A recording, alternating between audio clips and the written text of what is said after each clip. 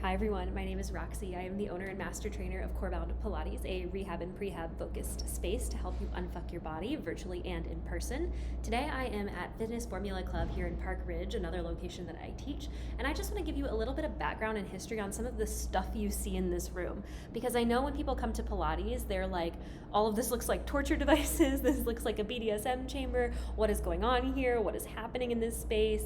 And I also know that there's a lot of misconceptions out there about needing equipment to do Pilates, because obviously there's a ton of equipment in this room. This room has Pilates outside the door, so you think, oh my god, Pilates, I need to be on the reformer, I need to use all the apparatuses, I need to use all the machines, as people say, but no, you in fact do not.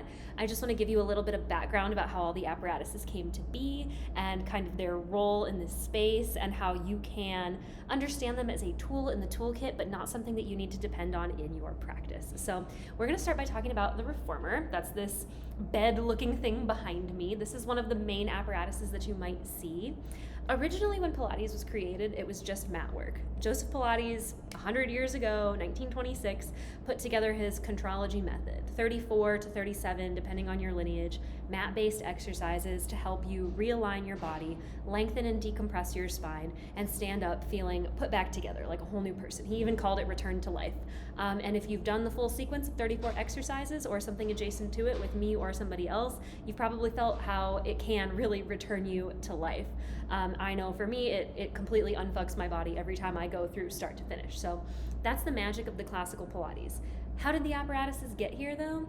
Because most of those mat exercises are really freaking hard. Getting your butt over your head, going upside down on the floor, being in push-up position, being in a big extension of your back, getting your feet over your head, all of those things are really, really hard to do. And as he was teaching his initial group of people what his contrology exercises were, he saw a gap. He realized that there are a lot of people who do not have the raw strength or ability to be able to just find themselves in those positions, which is how the apparatuses came to be. So the reformer I like to describe as one of the most supportive apparatuses. A lot of people interpret it as like the most challenging because there's heavy springs and there's weight on it, but the reformer is going to help you get into the right shape for your body. You've got a headrest, you've got a foot bar, you've got a little bit of support through the apparatus to make sure that any instability in your body, the apparatus is going to help you correct. You've got two shoulder blocks evenly distanced so that your head can extend through the shoulder blocks, and the shoulder blocks will keep your shoulders down. It's really hard to have your shoulders in your ears when there's a physical block pushing them out of the way. You've got the foot bar with spring tension, so you're going to be pushing evenly off of both feet. That's going to help align your pelvis, align your legs. So the apparatus, all of the different pieces of it are going to help you execute the movements that we're doing in the most optimal position. The feet and straps are going to help you get your feet over your head with a little bit of support. They're going to give you a little bit of resistance so that when you need to lift your hips up off the mat, you have something to step into. You have a little bit of feedback for yourself. The headrest is going to help keep your head in the most optimal position depending on your body and depending on the exercise. It might be down or up. We have the box, which we use for our short and our long box series. That can be an accessible way to help you find shapes that maybe you can't find by yourself on the mat. Especially if you've noticed it's really hard for you to sit with your legs like straight out in front of you on the floor. Sitting on the box, having your feet kind of downward sloped on an angle can make that a little bit more accessible. Now the reformer also has the option to make things a lot more intense as well, right? We have 5 springs that we can use on our gear bar. So sometimes more weight is more help. Sometimes more weight makes it more challenging. It can be kind of counterintuitive. It varies per exercise. But the reformer is here as the most supportive apparatus to help you if you are struggling to execute the mat work. And it can also be a tool to level up the mat exercises, or a lot of people in the world today use the reformer to do exercises that are not classical Pilates. It's just kind of another workout apparatus. So if you're taking a class at like Legree or somewhere with a mega reformer, it looks a little bit different than this. These are kind of old school in here, which is why I love them. But yes, it's just a tool to help you execute those exercises. So that's our reformer. That's the big thing that you're going to see in this space or when you sign up for a Pilates apparatus class is reformer. I hate the term reformer Pilates because there is no reformer Pilates. It's just all Pilates. You know, it's all different variations of Pilates. You're doing Pilates on the reformer. You're doing Pilates on the chair, but you're doing Pilates no matter what, especially if you're training with me. If you look at our back row, you can see they have kind of these like tower contraptions in the back, these like extensions, so all the way in the back of the space. Those reformers convert into tower. Now a tower is kind of like the middle ground between your mat and your reformer. So when you're signing up for a tower class, you can expect it to be a little bit more intense than reformer, but but not quite as intense as the mat. You still have some support. And tower is an adaptation of the Cadillac. So if you've trained with me at Corebound in my space, you know we have 3 towers and we're doing tower-based Pilates. So heavily mat inspired on purpose because that gives you guys tools that you can take out of the studio. And you all know I'm so big on not fostering dependence on equipment or classes. So towers are what I have in my space. Towers are what these last 4 at the end convert to here. And it's an adaptation of the Cadillac, which if I turn, you can see this big mega contraption here. This is our Cadillac. So your tower, you've got a little bit less equipment. You have a bar, you have your roll down bar, you have your push through bar, you have arm and leg springs, maybe you have the poles to hold on to, and you have a little bit of adjustments. Tower is gonna help transition you from reformer to mat. So if you're someone who's like taken reformer classes for a while and you're like, okay, I think I'm ready to like move towards mat, or I'm wanting to challenge myself a little bit more, you can introduce tower. I like teaching tower here at FFC specifically because we only have 4 in this space. So if you are an FFC client of mine and you come see me here, tower is the little bit more small group setting. At Corebound classes, we cap at 3, so we always have a small group setting. But if you're newer to Pilates, even though tower can be a little bit more challenging than reformer, sometimes I will still refer people to the tower class if they're looking for that smaller group setting, or if they're transitioning away from one-on-ones into more of a group class. So tower has a lot of options. It definitely interfaces with mat a little bit more directly than the reformer. Sometimes it can be a little bit more difficult to see how the reformer exercises translate to the mat exercises, but with tower, you're definitely gonna see the overlap. You're gonna be like, oh yeah, okay, we're doing this on tower, but I could very easily take this bar away and now it's just me and the mat, one-on-one, us and each other together. So that's our tower. Cadillac here, the difference between the Cadillac and the tower is this whole huge contraption over the top. So these are weight bearing. You'll get people hanging from them. You'll see people hanging from their feet in these straps. There's a whole lot of like acrobatic options that exist with Cadillac. I will only ever teach Cadillac to you guys one-on-one because it is very dangerous. It is very easy to fall and get hurt. It is very easy to slip out of a strap or to lose your grip. And I always want to make sure that if we are on the Cadillac doing something crazy, I am here to spot you. I've got my powerhouse so that I can help you find yours. That is the big difference for the Cadillac. So if you've been working on Pilates for a while, if you've been taking reformer, you've been taking mat and tower, you feel like you've got your way around the exercises and you're wanting to see what kind of crazy things become available to you, maybe like hanging upside down, maybe hanging pull-ups, maybe getting deeper into your splits, then we can start to play around in one-on-one settings on the Cadillac. I do not have a Cadillac at Corebound yet. Someday we will when we have a higher ceiling. But if you are a Pilates instructor and you're considering getting a Cadillac, I recommend having at least 4 feet above the height of your Cadillac. So the top of this guy, probably about 8 feet tall. You want another 3 to 4 feet above it. That way, if you have somebody tall, they can stand up because your head will be higher than the height of those bars. So that's our Cadillac. Also in this space, we have our chairs. So those are these guys against these back walls, as you can see. I am personally a huge fan of the chair. The chair was designed as a tool for performers in New York City. So the original Pilates studio, 1926, we go all the way back. It's in New York City. Joseph Pilates finds himself kind of as the mechanic for a bunch of dancers and their body injuries because dance is really hard on your body. And a lot of dancers have a lot of hypermobility. That's how we get flexible. That's how we get these long, beautiful lines. And Pilates was kind of, Joe Pilates was kind of known for being that mechanic that could fix all of these dancers' ailments that had been with them for years. And in New York City, where apartments aren't big, we don't have a lot of space, he wanted to be able to offer them reformer-adjacent experience in a small and compact apparatus. So that's where we get the chair.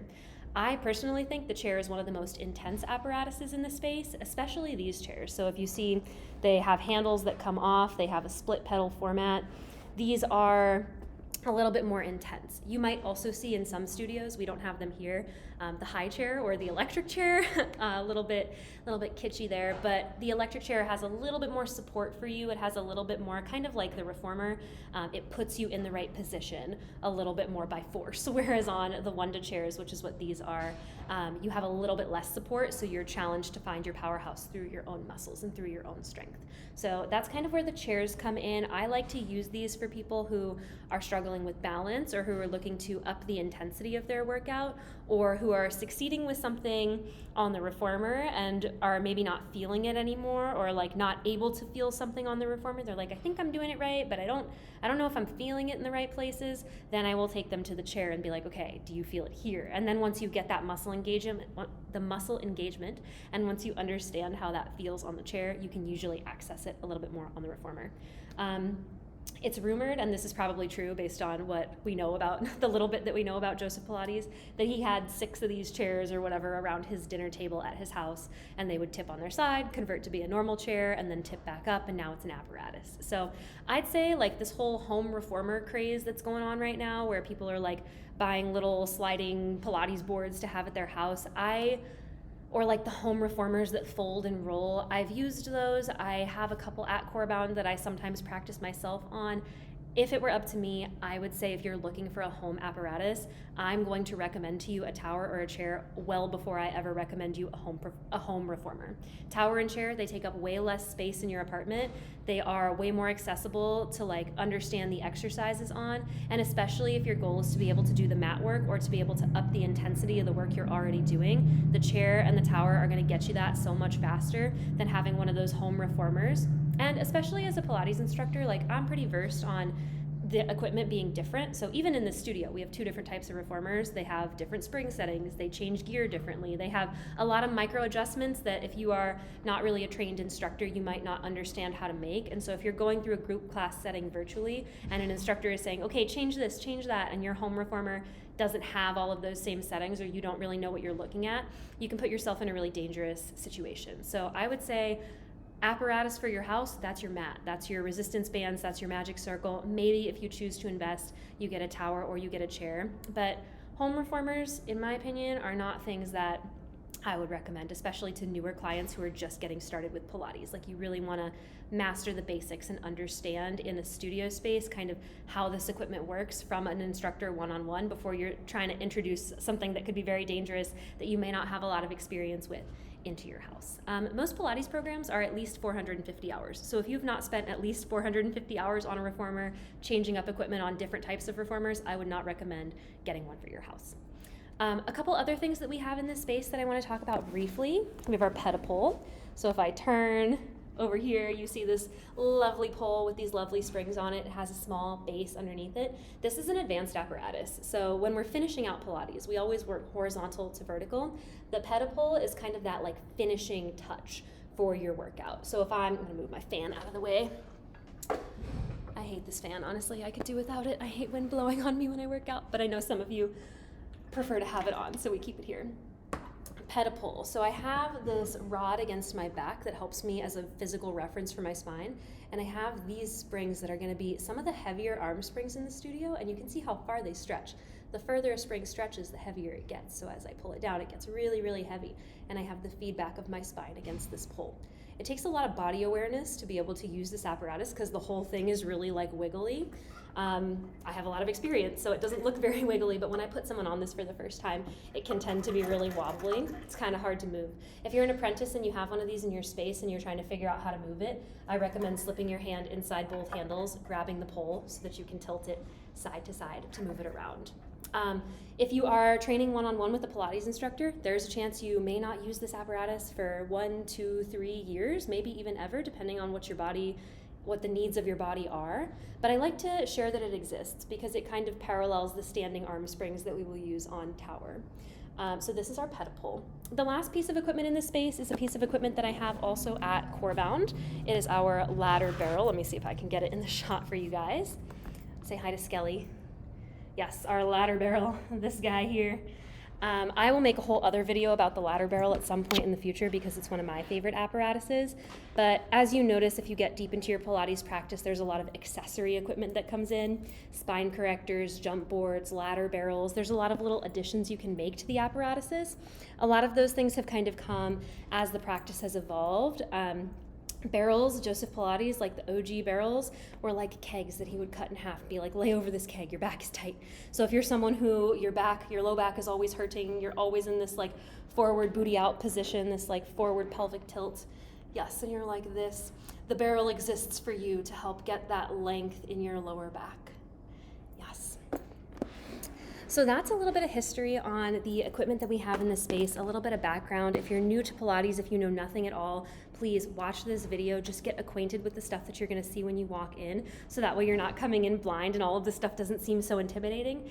Yes, Pilates is always gonna be hard. Yes, the apparatuses are always gonna be a little bit confusing and there's gonna be a learning curve with it. That is completely okay. You should always have an instructor there to guide you through how to use the apparatuses and to know which one is right for which exercise. And if you're a Pilates apprentice or a future teacher, I want you to have this as a reference so that when you're trying to decide like what to put your client on depending on where they're at in their journey. If they're brand new, I'm going to suggest Reformer 10 out of 10 times. It's going to give them the support they need. It's going to help them get the optimal form, and it's going to train you to know what you're looking for before you put them on something that is a little bit more high stakes, like the chair or the tower or the pedipole or the barrel. And then we're always working towards the mat. That is always the practice that we are building towards. All of this stuff in this room, the whole purpose of everything here is to help you understand how to do the mat work so that when you are at home, when you are traveling, when you're in a hotel room, when you're out camping, when the only thing you have access to is a yoga mat worth of space where you can lay down flat, you have all the tools in your toolkit to unfuck your body and to feel a little bit better. Depending on your starting point, it might take you longer to get to a place where you have all of those skills and you feel comfortable self-practicing, but it is my job as your instructor, and it will always be my goal to help you learn how your body is moving, what your body is feeling, and then what your body needs to help heal those things that are going on so that you have that tool kit. So please let me know if you have any questions on the apparatuses. I'm hoping to do deeper dives into all of them over time, talking about kind of things to look for, discrepancies between different studios and different apparatuses, things to be paying attention to when you're going to a new place for the first time. All of that will come, but I just wanted to give this as like an intro, 10 Mile High overview, and please let me know what questions you have or what you are interested in learning more about. Bye for now.